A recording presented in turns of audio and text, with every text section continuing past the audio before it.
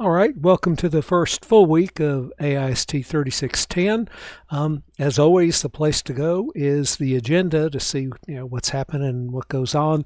After I post this video, when you click it, it'll jump to this week, and it'll always jump to the current week. But you can always slide up if you need to get reminded of all the great stuff that was up there. Don't have any comments, so much general comments this week, and you should start reading this chapter. If you take the link, it'll go into the O'Reilly site and in the book. And we talked last week about how you could set that up and log in.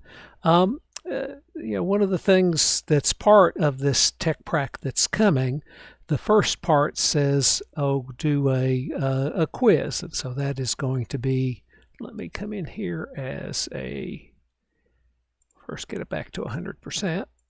I was doing something, and just bear with me. I will view as a student here so it looks a little more like yours does. And so when you land on the course, you have quizzes, and I say they're part of the tech prac. They're not really in the assignment. You go out and you do them, but they'll score. But they are part of the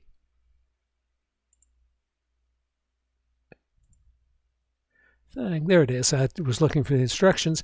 But what happens is, and there's the study guide is also available in the agenda. So after you read the chapter, look through the study guide. These are the questions, or a subset of them, that will be on the quiz when you take it. So it's kind of as I say, study guide. I really want you to apprehend and understand some of this nomenclature and the principles and the ideas. Not necessarily memorize them as much as familiarize. So look at the quiz guide, and then take the quiz from there. If you want to print it and jot down answers, if you something. But so there's this. The guide is in here. So that's the little bit about the quiz. I guess I jumped in to the tech prac. Your first tech prac has already been graded, so those are out there posted. And we got you can get Visio and Project out on the course remote desktop, but if you'd like copies for yourself and you have a PC, you can visit this, use your Augusta Edu credentials, and get over to the Education tab, and you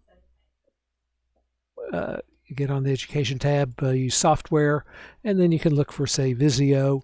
You can download it. It'll be what's called an ISO that you mount. That's what the download, and you can get a product key too by getting it there. And just reach out if you have any, maybe questions you want to try that. And this brief overview wasn't helpful to do, get you there, but you can use the remote desktop too. Good tools to have if you have a PC. And these are permanent versions, not updates, but you'll have the 2021 version forever. So that's about where we are. A little lecture this week about the first chapter, and some content next week that will help with this first tech prac. I call it Tech Prac 1, first full tech prac. And in that tech prac, and I already brought it up, I was going to finish this little overview, a little bit about what's going on in this. Okay, so our chapter talks about the various roles that somebody might play in an IT project. And similarly, this MSF has a team model that introduces Microsoft's take on the roles. Okay, so you're going to write another document like that reflection.